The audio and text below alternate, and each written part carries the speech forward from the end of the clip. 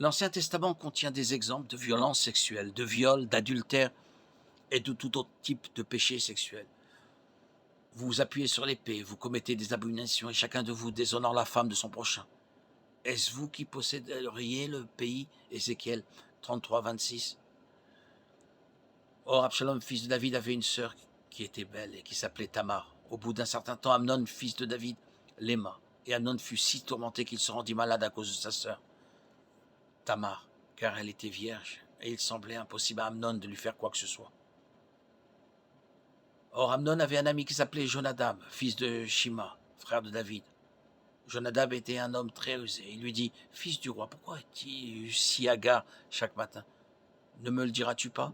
Amnon lui répondit: « J'aime Tamar, la sœur de mon frère Absalom. » Jonadab lui dit: « Couche-toi sur ton lit et fais semblant d'être malade, et quand ton père viendra te voir, tu lui diras que ma sœur Tamar vient de me donner du pain à manger, et prépare le plat sous mes yeux afin que je le voie et que je le mange de ma main, de sa main. » Alors Amnon se coucha, fit semblant d'être malade, et quand le roi vint le voir, Amnon dit au roi: « Je te prie que ma sœur Tamar vienne préparer 2 gâteaux sous mes yeux afin que je les mange de sa main. » S'en suivit l'acte.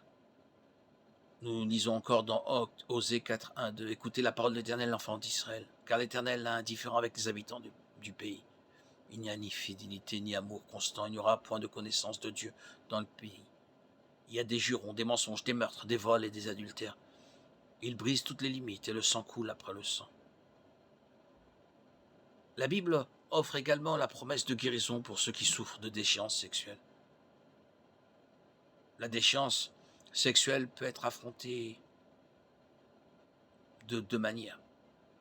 Le psaume 33, 12 dit: « Heureuse la nation dont l'Éternel est le Dieu. » La déchéance sexuelle d'une nation peut être inversée si les habitants de cette nation reviennent à Dieu.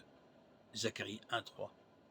Lorsque les lois divines sont établies, que les crimes sexuels sont punis et que les dirigeants sont des modèles d'intégrité et de moralité, une nation retrouve sa santé mentale collective. La déchéance sexuelle commence à guérir lorsque le respect, l'honneur et la pureté deviennent des normes sociales. Les enfants nés dans un tel monde peuvent grandir entiers et heureux sans les cicatrices que portaient leurs parents et leurs grands-parents. Les personnes qui se rendent compte que leur vie est brisée sexuellement peuvent aussi chercher la guérison dans le Seigneur.